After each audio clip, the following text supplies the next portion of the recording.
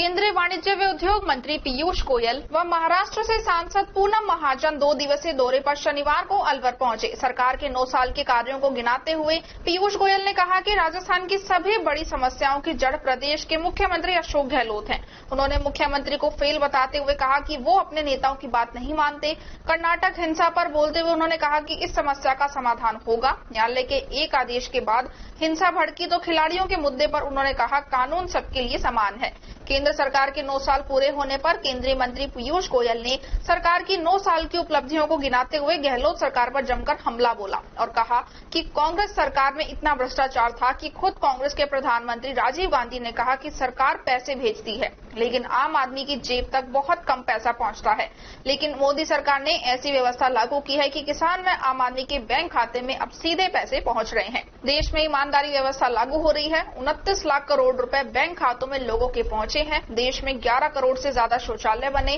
60 लाख लोगों को निःशुल्क इलाज मिला। जल जीवन मिशन में लोगों को राहत मिली। लेकिन राजस्थान की सरकार जल जीवन मिशन योजना में गड़बड़ी कर रही है। केंद्र सरकार की तरफ से करोड़ों रुपए का बजट राज्य सरकार को दिया गया लेकिन राज्य सरकार जल जीवन मिशन में लापरवाही बरत रही है। उन्होंने कहा कि प्रदेश की सभी समस्याओं की जड़ प्रदेश के मुख्यमंत्री हैं। प्रदेश के मुख्यमंत्री अशोक गहलोत पूरी तरह से फेल हैं। राजस्थान में भ्रष्टाचार चरम पर है। इस भ्रष्टाचार में प्रदेश के मुख्यमंत्री सहित सभी मंत्री व विधायक शामिल हैं। इसलिए कार्रवाई से मुख्यमंत्री व नेता डरे हुए हैं। कोरोना काल था, आप रेल मंत्री थे। उस वक्त मेल और उनका किराया इतना बढ़ा दिया गया, आज तक कम नहीं हुआ। भारत की आम जनता जनरल डिब्बों में घूमती है, ताकि एसी कोचों में। आप उस पर क्या जवाब देंगे? सीनियर सिटीजन का जो सम्मान था, मुझे लगता है कि किराया कम था। आपको पूरी तरीके से जानकारी नहीं है। कोरोना काल में कोई भी किराया बढ़ाया नहीं है। अगर एक भी कोई कोरोना काल में किराया बढ़ाया गया कि आपके पास इंस्टेंस है तो अवश्य बताइए। सीनियर सिटीजन का कोटा था और पत्रकारों का कोटा था, वो पूरा खत्म कर दिया। ऐसा है कि सुविधाएं बढ़ाने के लिए और सुविधाएं सभी को पहुंच पाए उसके लिए बिना किराया बढ़ाए सेवाओं में वृद्धि करने के लिए केंद्र सरकार ने जो रेलवे का इंफ्रास्ट्रक्चर बजट है उसको 40,000 करोड़ रुपए जो सालाना होता था उसको बढ़ा के 3 लाख करोड़ कर दिया। और उसमें रेलवे को भी अपनी जो रेवेन्यू है उसको भी तो थोड़ा बढ़ाना पड़ेगा। तो सभी के ऊपर बोझ ना आए उसके कारण रेल के किरायों में वृद्धि नहीं की गई। जो आपने विषय उठाया इसको जरूर देखा जाएगा, लेकिन रेलवे की सुविधाओं के लिए पर्याप्त मात्रा में धनराशि भी उपलब्ध कराई गई और उसमें जो सीनियर सिटीजन है और वो एक बहुत छोटी मात्रा में सीनियर सिटीजन उसका लाभ ले पाते, उसके बदले उनको सुविधाएं ज्यादा मिले, इस पे हमारा फोकस है। सर, आपने कहा 9 साल में मोदी सरकार ने ये कार्य किया, उसका जो परिणाम कर्नाटक में निकला वहाँ फेलियर हो गई बीजेपी। दूसरी बात, आपने महाकालेश्वर मंदिर की बात करी हुई मैडम ने, वहाँ मूर्तियां 6 महीने बाद धराशायी हो गई, 40 लाख की एक। तीसरी बात, आप पानी की बात कर रहे हैं, ईआरसीपी के मुद्दे पर आज तक राजस्थान में पानी नहीं पहुंचा। आप कह रहे हैं हम 4 साल से योजना पड़ी है, इसी से कर्नाटक से संबंधित। ऐसा है, हर चुनाव अपने स्थानीय विषयों के ऊपर लड़ा जाता है और कर्नाटक के क्या विषय है वो कर्नाटक की इकाई उसमें गहराई से चिंता कर रही है।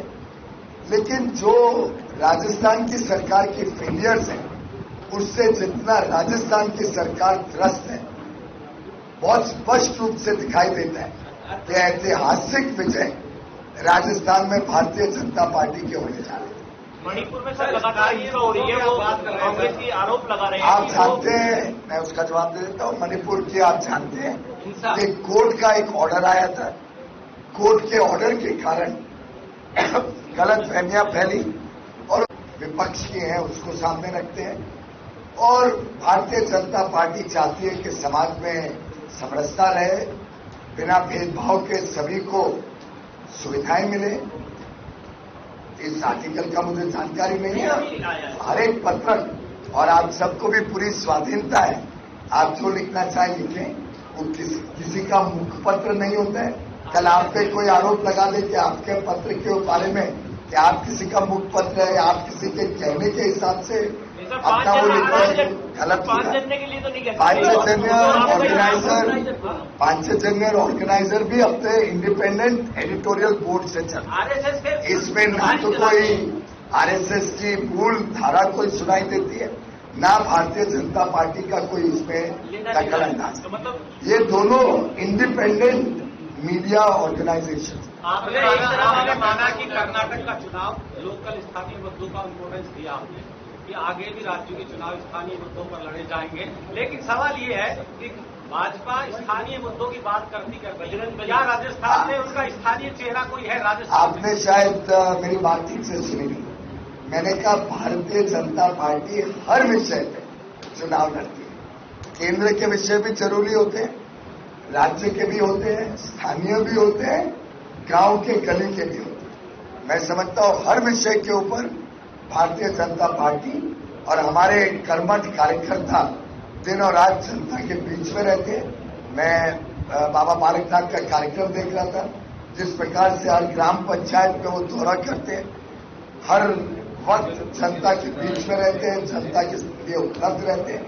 तो मेरे हिसाब से हमारे काम के बल पर और जो विफलता है अशोक गहलोत की सरकार की, अशोक गहलोत जी का तो मैं आश्चर्य करता हूं, जो अपने नेताओं का नहीं बन पाए, जो अपने नेताओं के आदेश को नहीं मान पाए, जिन्होंने अपने नेताओं के कहे हुए वाक्य को, कहे हुए बात को भी नजरअंदाज, वो कैसे जनता की सेवा करेंगे और कैसे कर रहे हैं वो तो सामने दिखता है। बीजेपी को चेहरा घोषित करने की जरूरत नहीं है, मतलब चुनाव सेंटर के जब चुनाव आएगा तब आपको पता चलेगा। केंद्र सरकार में अलवर हमारा एनसीआर में आता है, यहाँ नॉर्दर्न इंडिया का सबसे बड़ा इंडस्ट्री कॉरिडोर है।